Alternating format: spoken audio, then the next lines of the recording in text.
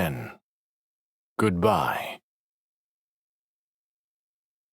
Emilia's dreams started in treasured memories and slowly shifted into things of dread. She'd wake with a start, calm herself, and drift back to sleep only for the process to start over again. With twisted delight, she looked forward to each nightmare because, for a moment, Nox lived again. Her eyes snapped open. A creak sounded in the main living area. She looked toward the cot her mother had set up at the end of her bed. Maven lay asleep and gently snoring. Another groan moved through the old floorboards. Emilia tossed the covers back and grabbed her wrap from next to the bed. Bare toes quietly touched the cool hardwood, and she crept across the dark room. In the main living space, blue moonlight cut silhouettes of the furniture. A great hulking shape leaned over the kitchen table, head drooped, hands planted flat on the surface for support. She stepped nearer and reached out tentatively to touch the edge of the shadow. "Terran?" He jumped at her voice, his moment of introspection interrupted, and rubbed his face into his elbow. You scared me. I didn't mean to wake you." "You didn't. The sounds of a large rat creeping around my kitchen did." A low chuckle rumbled at her teasing. She moved to the lamp and clicked it on. In the dim yellow glow, Terran's true state became apparent. Red-rimmed eyes and the blotchy flush of his cheeks betrayed unchecked emotions. Stubble shadowed his jaw, and when he smiled, it hung cracked and uneven. Wordless, Emilia moved to his side and wrapped her arms around him in a tight hug. He stiffened as if bracing himself, and after a moment he relaxed. He wrapped an arm around her shoulder and pulled in a steadying breath. "Sorry. This week has caught up with me." "When's the last time you slept?" His brows furrowed in concentration, clearly trying to remember. "You haven't slept, have you?" There's still a few hours till dawn," she noted, and nodded to the darkened window. "I can get you a blanket if you want to take the couch." He shook his head. "I'm running late." His eyes dropped to a paper before him on the table. "I wanted to drop this off, but I guess I don't need it now." "What is it?" He rubbed the back of his neck and looked at the paper guiltily. "A note. I'm leaving." "What?" For the first time, she noticed his apparel.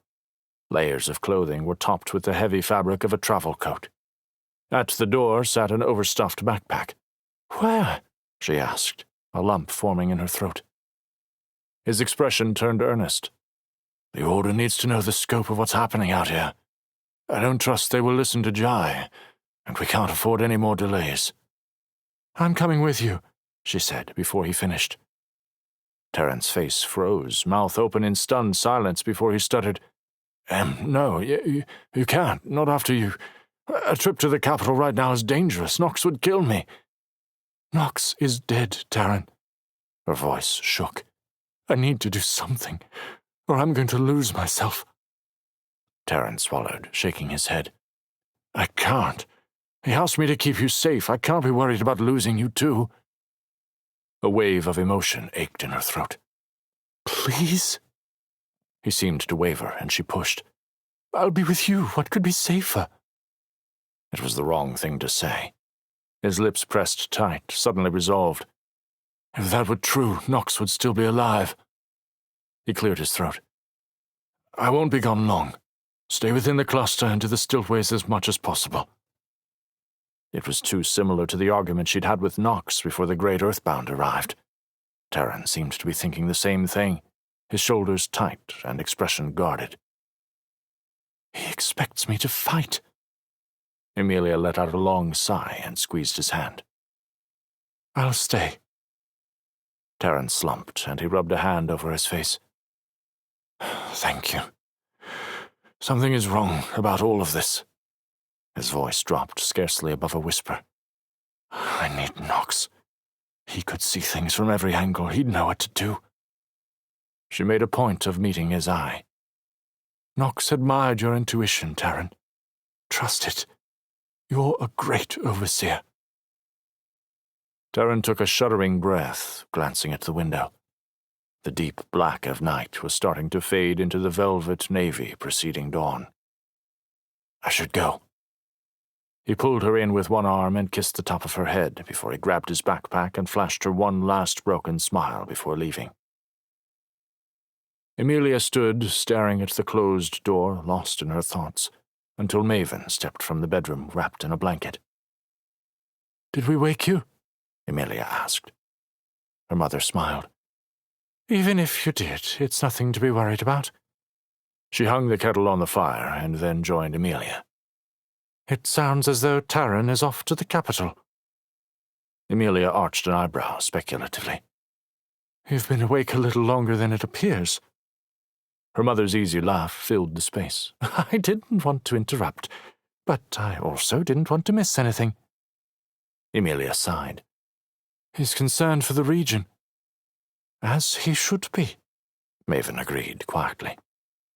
"He's this cluster's overseer. He's not responsible for everyone." "Isn't he?"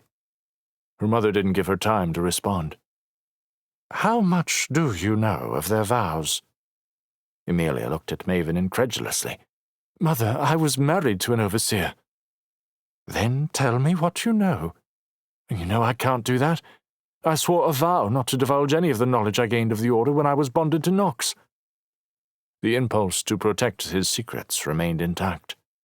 The memory stung as images of their vows flashed through her mind. She and Nox, happy and excited for all their future would hold. Her belly twisted and cramped in anguish. Her mother gathered tea and biscuits with jam and continued speaking as she moved to sit in the living room. "I, too, swore a vow," Maven said. Emilia looked at her mother with a critical eye. As far back as she could remember, Maven had been a healer, and Emilia had never heard of a healer owing vows to the Order. "What vow?"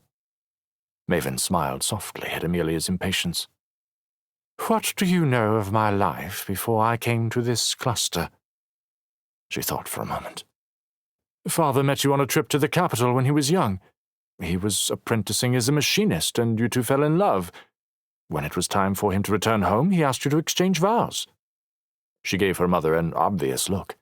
"And you did." "Who were my parents?" Emilia frowned. "I'm not sure. You never spoke of them other than the fact that they were from Rook." Maven nodded. "Yet I grew up in the capital." "They moved when you were young?" "No, I moved." She looked at Emilia expectantly, obviously wanting her to put something together. "You took on an apprenticeship to be a healer?" "I didn't come to the healing craft until far later." "What are you getting at?" A hint of frustration colored Emilia's voice. "I took a vow that I would not speak of it," Maven said slowly, giving her a knowing look. Emilia sat, stunned, staring at her mother open-mouthed at the implication. Her mother had been in the Order? "What do you mean? All this time, when Nox was struggling to move forward?" She felt heat rising into her face. "You could have told me. You could have helped." "Nox and I spoke of this on several occasions." She met Emilia's eyes, looking serious. "Albeit in a limited way. You know these vows are not easily cast aside." The circuitous way her mother had shared even this small piece was evident of the power the vows still held. She had led Emilia to the truth, but not directly spoken it out. "Why are you telling me this now?" "Because, despite what people will no doubt say, Taran is doing what he must. It is his duty to protect those he can, as it has been my duty to serve this cluster as I can." She reached out and took Emilia's hand. "Just as it was Nox's honor to sacrifice himself for those he loved." Emilia recoiled. "Nox renounced his vows. He gave up his strength. He had no duty to anyone but me and our child." "All I am trying to say," her mother said carefully, "is these vows are woven into our very being. You know the demanding nature of the training, the ongoing assurances required day to day." Emilia sighed. "Oh, I know." She and Knox had fought on more than one occasion over his unwillingness to eat anything she prepared. It wasn't until they were bonded and she had taken her own vow that he shared with her what it all entailed. It was overwhelming. Some meats were allowed, prepared in specific ways. Certain foods could only be eaten raw, and others cooked. She quickly realized many of Knox's idiosyncrasies were actually an adherence to his vows. Her mother continued. I can only imagine how hard this is for you, my dear, and I want to help you understand. Knox's choice to intervene, Taryn's choice to leave, are almost beyond their control and are in no way a reflection of their love for you. It is hard to quantify the power oaths hold. Anyone who saw you and Knox together knew the deep love he had for you and your child. Tears fell, hot and silent, as an anger she couldn't articulate became suddenly clear. Emilia wiped her face. The order. It always came back to them. They manipulated those who served the sky without considering the cost. And now Taryn was off to try to save the Reaches, driven by vows that cared nothing for his well-being. Even her own mother hid her past to appease an order that cared nothing for her. I understand, Emilia answered, her voice taking on an edge. The order would make slaves of all of us. Maven frowned. Emilia, the vows are a gift, not a curse. A gift for who? You are still bound. Not in the way you imply. I only seek to protect those I love, Maven defended. Maybe that's what you truly believe, but I can see the truth. These vows still own you. You are not one of them, and you still can't speak plainly. Maven straightened, offense flashing in her eyes. It's not so simple. Tell me, then, as a mother to a daughter, something about the Order. Why would they be blocking our communications? Her mother's eyes widened in surprise. They wouldn't. Their oaths are to protect the Mercurial. Emilia rolled her eyes. Yes, I know. I was raised alongside two boys who chanted such things every chance they got. But if it were true, why would the Order do such a thing? A look of concern crossed her mother's face. Her hand reached out and gripped Emilia's arm. They would not do this, could not do this. Where is this coming from? Are you truly convinced there is no way corruption could exist in the Order? Emilia pressed. Maven clamped her mouth shut. She met her mother's eyes, expecting defiance. Instead of their normally warm depths, she met an icy fear.